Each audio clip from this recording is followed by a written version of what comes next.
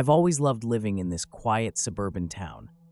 The streets lined with quaint houses and friendly neighbors, it felt like a picture-perfect place to raise a family. But that all changed when people started disappearing. At first, it was just one or two residents who went missing without a trace. We all thought they must have moved away without telling anyone. But then more and more people started vanishing, and the whole town was on edge. Rumors of a mysterious creature lurking in the woods started to spread like wildfire. I didn't believe in cryptids or monsters, but as the disappearances continued, I couldn't help but feel a sense of unease every time I walked past the dense woods at the edge of town. It was as if something was watching me from within the shadows. One day, my neighbor, Mrs. Jenkins, went missing. She was an elderly woman who lived alone, and I often checked up on her.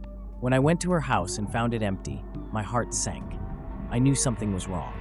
I decided to take matters into my own hands and investigate the disappearances.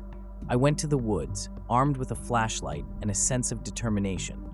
The forest was eerily quiet, and I could feel eyes on me as I cautiously made my way deeper into the woods. Suddenly, I heard a rustling in the bushes. I froze, my heart racing in my chest. But when nothing emerged, I convinced myself it was just an animal and continued on. That was until I saw it. A large, dark figure stood in front of me, its eyes glowing in the darkness. I couldn't believe what I was seeing. It was a creature I had only heard of in stories, a cryptid. Its long, twisted limbs and razor-sharp teeth were unlike anything I had ever seen before. I wanted to run, but my curiosity got the better of me. I slowly approached the creature, trying to get a better look at it. But as I got closer, it let out an ear-piercing screech and disappeared into the trees. My heart was pounding, and I knew I had to get out of there. But I couldn't shake the feeling that I was being followed. I quickened my pace and finally made it back to the safety of my home. The next day, the town was in a frenzy. Mrs. Jenkins' body was found in the woods, her body torn apart. The police were baffled, and the town was in a state of panic. But I knew the truth. The cryptid was real.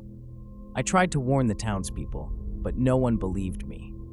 They thought I was just trying to scare them, but I couldn't shake off the feeling of guilt. If only I had listened to my gut and stayed away from the woods. As the disappearances continued, I couldn't help but feel responsible. I had to do something to stop this creature. I gathered a group of brave individuals who were willing to help me hunt down the cryptid. We armed ourselves with weapons and set off into the woods. It was a dangerous and terrifying journey, but we were determined to find the cryptid and put an end to its reign of terror. After hours of searching, we finally came face to face with the creature. It was larger and more menacing than I remembered. But we didn't back down. We fought with all our might, and in the end, we were able to defeat the cryptid. The town was finally at peace, and the disappearances had come to an end. But I couldn't help but wonder, how many other cryptids were out there, waiting to be discovered? And would I be brave enough to face them again? Only time will tell.